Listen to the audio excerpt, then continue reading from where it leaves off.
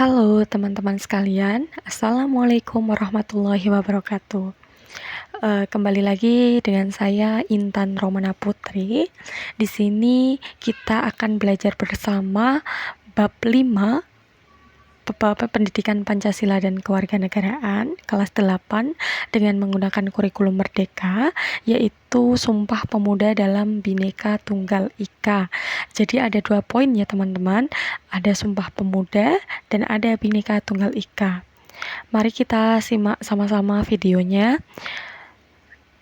Untuk pembahasan kali ini, kita mempunyai tujuan, yaitu memaknai semangat kejuangan pemuda dalam perjuangan kemerdekaan Republik Indonesia. Jadi bagaimana semangat kejuangan para pemuda dulu dalam memperebutkan kemerdekaan Indonesia dari tangan penjajah. Kemudian teman-teman dapat melihat dalam tampilan layar HP teman-teman sekalian, apa yang kalian pikirkan dari gambar ini.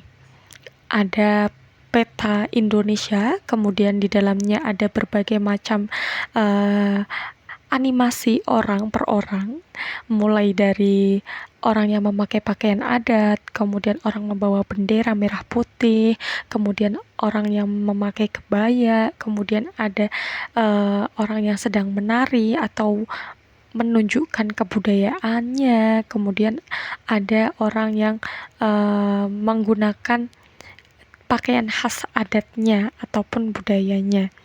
Nah, dari gambar tersebut, teman-teman pasti berpikir atau mempunyai pikiran bahwa Indonesia itu mempunyai berbagai macam suku, bangsa, bahasa, dan budaya, kemudian berbagai macam ras dan antar golongan.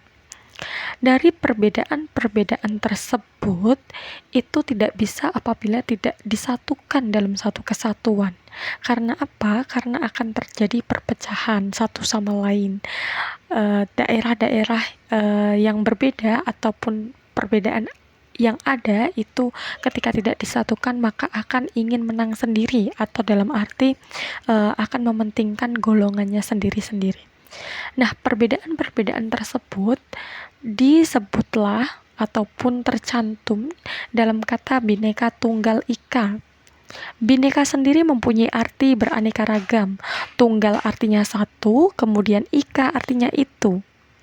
Bhinneka Tunggal Ika diambil dari kitab Suta Soma, karangan Empu Tantular yang mempunyai makna meskipun berbeda-beda, tetapi pada hakikatnya bangsa Indonesia tetap satu kesatuan. Kemudian apabila kita sudah mengetahui artinya Bhinneka Tunggal Ika itu apa, maka kita akan berlanjut pada kata Sumpah Pemuda, yang teman-teman mungkin tidak asing lagi dengan kata Sumpah Pemuda. Sumpah Pemuda terjadi pada tanggal 28 Oktober 1928 dalam Kongres Pemuda II di Jakarta. Sumpah Pemuda berisikan 3 poin. Yang pertama, kami putra-putri Indonesia mengaku bertumpah darah, yang satu tanah Indonesia. Kami putra-putri Indonesia mengaku berbangsa, yang satu bangsa Indonesia, dan kami putra-putri Indonesia menjunjung bahasa persatuan bahasa Indonesia. Di dalam Sumpah Pemuda mengartikan ataupun mencantumkan bahwasannya perbedaan-perbedaan yang ada di Indonesia, baik perbedaan suku, bangsa, bahasa maupun budaya, itu tercantum dalam satu kesatuan Indonesia yang dirumuskan dalam 3 poin tersebut. Kemudian setelah mengetahui isi Sumpah Pemuda, kita akan kita akan belajar bagaimana Sumpah Pemuda dalam memperjuangkan kemerdekaan Indonesia. Karena Sumpah Pemuda menjadi salah satu landasan dasar ataupun hal yang pertama kali disusun oleh para pemuda untuk merebut kemerdekaan Indonesia. Momen Sumpah Pemuda ini memiliki arti yang begitu penting dalam perjuangan kebangsaan. Sumpah Pemuda menggerakkan para pemuda untuk meraih kemerdekaan bangsa Indonesia sebagai sebuah negara. Sumpah Pemuda telah menjadi jiwa dan semangat yang terpatri dari hati sanubari para pemuda. Meskipun Sumpah Pemuda itu dilaksanakan ataupun dilahirkan dari Kongres Pemuda II yang ada di Jakarta, namun Sumpah Pemuda juga menyatukan seluruh pemuda-pemuda di Indonesia yang berbeda-beda, namun mempunyai tujuan yang sama, yaitu kemerdekaan Indonesia. Kemudian, teman-teman dapat meneladani bagaimana nilai-nilai luhur ataupun semangat perjuangan pemuda kala itu, khususnya dalam momen Sumpah Pemuda yang saya tuangkan dalam 5 poin. Yang pertama, cinta bangsa dan tanah air Indonesia. Yang kedua, persatuan, dapat menerima dan menghargai perbedaan. Dan yang ketiga, rela berkorban atau mementingkan kepentingan bersama di atas kepentingan individu. Yang keempat, meningkatkan semangat gotong royong atau kerjasama. Dan yang kelima adalah semangat perjuangan. Artinya dari 5 nilai-nilai luhur ini, dari 5 semangat perjuangan pemuda kala itu, kita berharap untuk bisa mengaplikasikannya pada kehidupan kita saat ini.